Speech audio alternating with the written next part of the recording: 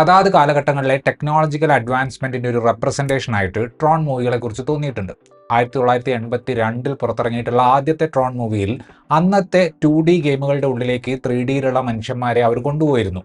2010 ഇറങ്ങിയ Tron legacy എന്ന സിനിമയിലേക്ക് വന്നപ്പോഴേക്കും ഗെയിമിംഗ് ലോകം കാര്യമായ മാറ്റങ്ങളിലൂടെ കടന്നുപോയിരുന്നു. ആ സിനിമയിലും നമുക്ക് ആ മാറ്റങ്ങൾ കാണാൻ സാധിക്കും. പഴയ രണ്ട് സിനിമയുമായിട്ട് താരതമ്യം ചെയ്യുമ്പോൾ ഏറ്റവും പുതിയ ട്രോൺ മൂവി ആയിട്ടുള്ള ട്രോൺ ഏരീസ് അത്രയ്ക്ക് നമുക്ക് അൺറിയൽ ആയിട്ട് തോന്നുന്നില്ല. അതിന് കാരണം പണ്ടത്തേതിനേക്കാൾ ഇന്ന് നമ്മൾ AI ടെക്നോളജിയുടെ ഓരോ ദിവസവുമുള്ള അഡ്വാൻസ്മെന്റ് നേരിട്ട് അനുഭവിച്ചറിയുന്നുണ്ട്. ഗ്രിഡിന്റെ ഉള്ളിൽ നടക്കുന്ന കാര്യങ്ങളിലാണ് പഴയ രണ്ട് സിനിമകളും ഫോക്കസ് ചെയ്തിരുന്നതെങ്കിൽ ഏരീസിലേക്ക് വരുമ്പോൾ റിയൽ വേൾഡിലേക്കാണ് കാര്യങ്ങൾ പോകുന്നത്. കുറെ അധികം കോൾ ബാക്ക് മൊമെന്റുകൾ ഉണ്ടെങ്കിലും സിനിമയുടെ അവസാന ഭാഗത്ത് വരുന്ന ചില മൊമെന്റുകൾക്ക് ഒരു ജനറിക് സ്വഭാവം വരുന്നുണ്ടെങ്കിലും ജോസഫ് കൊസിൻസ്കി ഒരുക്കിയിട്ടുള്ള ട്രോൺ ലെഗസിയേക്കാൾ ഒരുപടി മുകളിൽ നിൽക്കുന്ന സിനിമയായിട്ടാണ് ട്രോൺ ഏരീസിനെ കുറിച്ച് വ്യക്തിപരമായിട്ട് തോന്നിയത്. ട്രോൺ ലെഗസിയിൽ നമ്മൾ കണ്ട കാര്യങ്ങൾ സംഭവിച്ച് 15 വർഷങ്ങൾക്കിപ്പുറം കെവിൻ ഫ്ലിന്നിന്റെ മകനായിട്ടുള്ള സാം ഫ്ലിൻ വ്യക്തിപരമായ കാരണങ്ങളാൽ എൻകോം എന്ന കമ്പനിയിൽ നിന്ന് മാറി നിൽക്കുകയാണ്. ഇപ്പോൾ എൻകോമിന്റെ CEO ഈവ് കിം ആണ്. അതേസമയം നമ്മുടെ പഴയ ഡിലിഞ്ചറിന്റെ കൊച്ചുമകൻ ജൂലിയൻ ഡിലിഞ്ചർ ഇപ്പോൾ സ്വന്തമായിട്ട് ഒരു സൈബർ സെക്യൂരിറ്റി കമ്പനി നടത്തുന്നുണ്ട്. ഈ രണ്ട് കമ്പനികളും പെർമനൻസ് കോഡ് എന്ന് പറയുന്ന ഒരു സംഭവം കണ്ടുപിടിക്കാൻ വേണ്ടിയിട്ട് നിരന്തരമായിട്ട് ശ്രമിക്കുന്നുണ്ട്. സ്വാഭാവികമായിട്ടും രണ്ട് കൂട്ടർക്കും ആ കോഡ് കൊണ്ടുള്ള ഉദ്ദേശം രണ്ട് തരത്തിലാണ്. ആ കോഡിന് വേണ്ടിയിട്ടുള്ള പോരാട്ടമാണ് നമ്മൾ ഈ സിനിമയിൽ കാണുന്നത്. ഡിലിഞ്ചർ എന്ന ക്യാരക്ടറിനെയും അയാളുടെ കുടുംബത്തെയും പൂർണ്ണമായും ഒഴിവാക്കിക്കൊണ്ട് ഫ്ലിന്നും അയാളുടെ ഡിജിറ്റൽ വേർഷനായ ക്ലൂവും തമ്മിലുള്ള ഫൈറ്റ് ആയിരുന്നു രണ്ടാമത്തെ സിനിമ. എന്നാൽ ഏരീസിലേക്ക് വരുമ്പോൾ വീണ്ടും ഒരു ഡിലിഞ്ചർ വില്ലനായിട്ട് വരികയാണ്. ഓവാക്കിം റോണിംഗ് സംവിധാനം ചെയ്തിട്ടുള്ള ഈ സിനിമയിൽ പഴയ പടങ്ങളിലെ ഒരുപാട് സംഗതികൾക്ക് കോൾ ബാക്ക് വരുന്നുണ്ട്. സെക്യൂരിറ്റി ഗാർഡിന്റെ കപ്പ് താഴെ വീഴുന്നത്, it's all in the wrist എന്ന ഡയലോഗ്, ഈവ് ബൈക്ക് ജമ്പ് ചെയ്യിക്കുന്നത്, ഡുക്കാറ്റിയുടെ ബൈക്ക് പടത്തിന്റെ ഒരു ഘട്ടത്തിൽ അവർ കൊണ്ടുവരുന്നത്, അങ്ങനെ ഒരുപാട് ഈ ഫ്രാഞ്ചൈസ് ഇഷ്ടപ്പെടുന്നവർക്ക് ആസ്വദിക്കാൻ പറ്റുന്ന തരം ഈസ്റ്റർ എഗ്ഗുകൾ ഈ പടത്തിനകത്തുണ്ട്. ഒരു ഭാഗത്ത് 1982 ഗ്രിഡിൽ നമുക്ക് ഏരീസിനെ കാണാൻ സാധിക്കുന്നുണ്ട്. ഒറിജിനൽ സിനിമയിലെ ഭൂരിഭാഗം ആളുകളും ഈ പുതിയ സിനിമയിൽ ഇല്ലാത്തതുകൊണ്ട് ഈ പടവും അതേ ലോകത്ത് തന്നെ നടക്കുന്നതാണ് എന്ന് കാണിക്കാൻ വേണ്ടിയിട്ടാണ് ഇതിൽ പലതും ചെയ്തിട്ടുള്ളത് എന്ന് മനസ്സിലാവുമെങ്കിലും വെറുതെ ഫാൻ സർവീസ് നടത്താൻ വേണ്ടി കുത്തിക്കയറ്റിയതുപോലെ ഒരു ഫീല് ഈ സീനുകൾക്ക് ഉണ്ടായിരുന്നില്ല. എല്ലാത്തിനും അവരൊരു പേർപ്പസ് കൊടുക്കുന്നുണ്ട്. ഒരേ കഥയെ സുപ്പീരിയർ ആയിട്ടുള്ള ടെക് ഉപയോഗിച്ച് വീണ്ടും വീണ്ടും പറയുക എന്ന പരിപാടിയല്ല ഇത്തവണ ചെയ്യുന്നത്.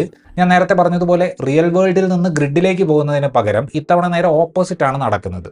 ലാസ്റ്റ് 2 തവണയും നമ്മൾ കണ്ടത് ഒരു യൂസറിന്റെ പോയിന്റ് ഓഫ് വ്യൂവിൽ നിന്നാണെങ്കിൽ ഇത്തവണ ഒരു എംപത്തറ്റിക് ആയിട്ടുള്ള പ്രോഗ്രാമിന്റെ പെർസ്പെക്റ്റീവിലാണ് നമ്മൾ കാര്യങ്ങൾ കാണുന്നത്. AI ലേണിംഗ് ഒക്കെ കാര്യമായി നടക്കുന്ന ഈ കാലത്ത് ഒരു പ്രോഗ്രാമിലേക്ക് ഫീലിങ്സ് കൊണ്ടുവരിക എന്ന് പറയുന്നതൊക്കെ കേൾക്കാൻ രസമുള്ള ഐഡിയ ആണെങ്കിലും ഈ സിനിമയിൽ നമ്മൾ ഏരീസിനെ കാണുമ്പോൾ മുതൽ ആ ക്യാരക്ടറിന് ഒരു സോഫ്റ്റ് സൈഡ് ഉണ്ട്.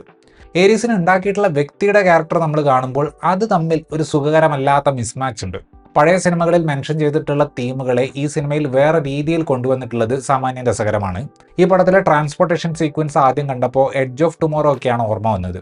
ഏതാണ്ട് അതുപോലെ ഒരു സിനിമാറ്റിക് മൊമെന്റ് ഇവർക്ക് ക്രിയേറ്റ് ചെയ്യാൻ പറ്റൂ എന്ന് തോന്നി. പക്ഷെ തിരക്കഥയ്ക്ക് കുറച്ചുകൂടെ ഫിലോസഫിക്കൽ സൈഡിലേക്കും റീകോൾ വാല്യൂ ഉള്ള എലമെന്റുകളിലേക്കും പോകാനായിരുന്നു താല്പര്യം. ഡേവിഡ് ഫിഞ്ചറുടെ സ്ഥിരം സിനിമാറ്റോഗ്രാഫർ ആയിട്ടുള്ള ജെഫ് ക്രോണൻവർത്ത് ആണ് ഈ സിനിമയുടെ സിനിമാറ്റോഗ്രാഫി കൈകാര്യം ചെയ്തിട്ടുള്ളത്.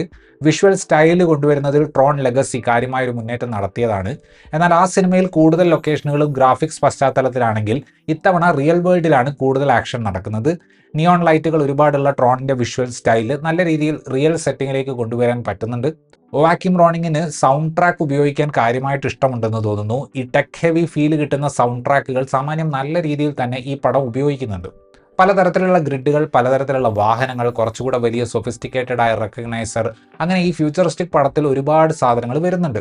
അതിനെല്ലാം യോജിക്കുന്ന രീതിയിലുള്ള സൗണ്ട് ഡിസൈനാണ് ഈ സിനിമയ്ക്ക് വന്നിട്ടുള്ളത്. ശബ്ദം കൊണ്ട് ആ ഫ്യൂച്ചർ നമുക്ക് ഫീൽ ചെയ്യാൻ പറ്റും. ജെറഡ് ലെറ്റോ ആണ് ഏരീസ് എന്ന ഇതിലെ പ്രധാനപ്പെട്ട കഥാപാത്രത്തെ അവതരിപ്പിച്ചിട്ടുള്ളത്. പുള്ളി ഈ പടത്തിന്റെ ഒരു സഹനിർമ്മാതാവ് കൂടിയാണ്. ഏരീസ് എന്നത് ഒരു പ്രോഗ്രാം ആയതുകൊണ്ട് തന്നെ ഇമോഷണൽ റേഞ്ച് കുറവാണ്. തിരക്കഥയുടെ ഉദ്ദേശം ആ ഒരു കഥാപാത്രത്തെ എംപത്തറ്റിക് ആക്കി കാണിക്കുക എന്നതാണ്. പുള്ളിയുടെ എക്സ്പ്രസീവ് ആയിട്ടുള്ള കണ്ണുകൾ ഉപയോഗിച്ചിട്ട് ആ ഒരു ബാലൻസ് പെർഫോമൻസിൽ കൊണ്ടുവരാൻ പുള്ളിക്ക് പറ്റുന്നുണ്ട്. ഗ്രേറ്റ ലീ ആണ് ഈവ് കിം എന്ന ക്യാരക്ടറിനെ അവതരിപ്പിച്ചിട്ടുള്ളത്. അഭിനയിച്ച് ഫലിപ്പിക്കുക എന്നതിനേക്കാൾ കുറച്ചുകൂടെ ഫിസിക്കലി ചാലഞ്ചിങ് ആയ ക്യാരക്ടറായിട്ടാണ് അത് തോന്നിയത്. ജൂലിയൻ ഡിലിഞ്ചർ എന്ന കഥാപാത്രത്തെ അവതരിപ്പിച്ചിട്ടുള്ളത് ക്വിക്ക് സിൽവറിനെയൊക്കെ അവതരിപ്പിച്ചിട്ടുള്ള ഇവാൻ പീറ്റേഴ്സ് ആണ്. വളരെയധികം സെൽഫ് ഒബ്സസ്ഡ് ആയിട്ടുള്ള ഒരു മാൻ ചൈൽഡ് കഥാപാത്രമാണ് ഈ ജൂലിയൻ. സ്വന്തം അമ്മയുടെ കയ്യിൽ നിന്ന് വരെ ഈ സ്വഭാവം കാരണം അടി വാങ്ങുന്നുണ്ട്. സിനിമയുടെ അവസാനത്തേക്ക് ആ ക്യാരക്ടറിനെ ഗ്രാൻഡ് ഫാദർ ആയിട്ടുള്ള എഡ് ഡിലിഞ്ചറിനെ പോലെ ആക്കി മാറ്റുന്നുണ്ടെങ്കിലും ഈ പടത്തിൽ ആ കഥാപാത്രം വരുമ്പോൾ ടെൻഷനോ പേടിയോ നമുക്ക് തോന്നില്ല. ജോഡി ടേണർ സ്മിത്ത് അവതരിപ്പിച്ച അത്തീന എന്ന ക്യാരക്ടർ വേണ്ട രീതിയിൽ ശ്രദ്ധിക്കപ്പെടുന്നില്ല. ഫ്രാഞ്ചൈസിലെ ഏറ്റവും പ്രധാനപ്പെട്ട റോളായിട്ടുള്ള കെവിൻ ഫ്ലിൻ ആയിട്ട് ജെഫ് ബ്രിഡ്ജസ് ഒരിക്കൽ കൂടി വരുന്നുണ്ട്. ഇന്ത്യക്കാരനെ കാണിക്കാനുള്ള ഹോളിവുഡിന്റെ സ്ഥിരം കാസ്റ്റിംഗിലേക്കുള്ള പുതിയ എൻട്രി ഹസാൻ മിനാജ് ആണെന്ന് തോന്നുന്നു. അജയ് എന്ന കഥാപാത്രത്തെ പടത്തിലുള്ള എല്ലാവരും AJ എന്നാണ് വിളിക്കുന്നത്. വിഷ്വലി സ്റ്റണ്ണിംഗ് ആയിട്ടുള്ള ഈ ഫ്രാഞ്ചൈസിന്റെ കോൺസെപ്റ്റിനെ തീർച്ചയായിട്ടും മുന്നോട്ട് കൊണ്ടുപോകുന്ന ഒരു സിനിമ തന്നെയാണ് ട്രോൺ ഏരീസ്. പടം അവസാനിപ്പിച്ചിരിക്കുന്ന രീതി വെച്ച് നോക്കുമ്പോൾ ഏറ്റവും ആദ്യത്തെ സിനിമയിലേതിന് സമാനമായ രീതിയിലുള്ള ട്രോൺ വേഴ്സസ് ഡിലിഞ്ചർ പരിപാടിയിലേക്ക് കഥയെ കൊണ്ടുപോകാനാണ് അവർ ശ്രമിക്കുന്നത്. വില്ലൻ കഥാപാത്രങ്ങൾ തിരിച്ചടിക്കുന്ന രീതിയൊക്കെ കാണിക്കുന്നതിൽ കുറച്ചുകൂടെ ഒരു പുതുമ ഉണ്ടായിരുന്നെങ്കിൽ ട്രോൺ ഏരീസ് കുറച്ചുകൂടെ എക്സൈറ്റ്മെന്റ് ക്രിയേറ്റ് ചെയ്യാൻ പറ്റുന്ന സിനിമയാവുമായിരുന്നു എന്ന് തോന്നി. ഇത്രയുമായിരുന്നു ഈ സിനിമയെക്കുറിച്ചിട്ടുള്ള എൻ്റെ റിവ്യൂ. വീഡിയോ ഇഷ്ടപ്പെട്ടാൽ ലൈക്ക് ചെയ്യുമെന്നും കൂടുതൽ വീഡിയോകൾക്ക് വേണ്ടി ചാനൽ സബ്സ്ക്രൈബ് ചെയ്യുമെന്നും പ്രതീക്ഷിക്കുന്നു. താങ്ക്